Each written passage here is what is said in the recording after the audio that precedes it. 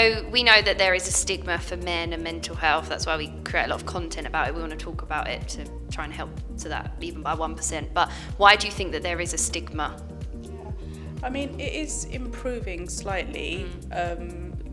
From before, it is starting to improve, but as you know, the suicide rate for men is much higher than it is for women. Creating spaces for men where men can speak, I think that's quite an important thing. It doesn't happen as much as we would like it to, so I think it's important that spaces are created where men can get together, can speak, and it's normalised, I guess, in some ways, where I think women tend to speak a lot more and share and speak about their anxieties. So the anxiety is normalised, so the issues they have, the problems they have tend to be normalised.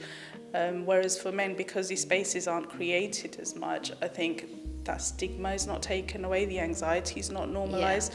So the stigma, I think it tends to be there, and I think it's them being alone with the anxiety, them being alone with the issues, that tends to create more of the stigma, and it tends to leave them isolated with a lot of their issues. I think that creates a lot more, it just leaves them with that sense of shame that actually I'm not man enough. And because they're not speaking about it. And there's also, I guess, again, that sense of that male pride, that male ego, and that sense of you need to man up, you need to just deal with this on your own.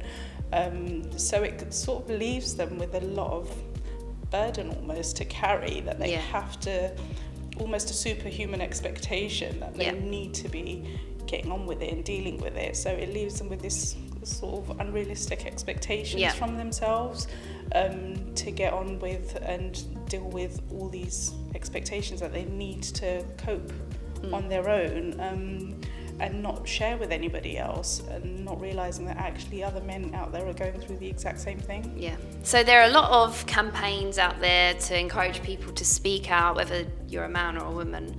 But what are other spaces that could be available for men to help them speak out?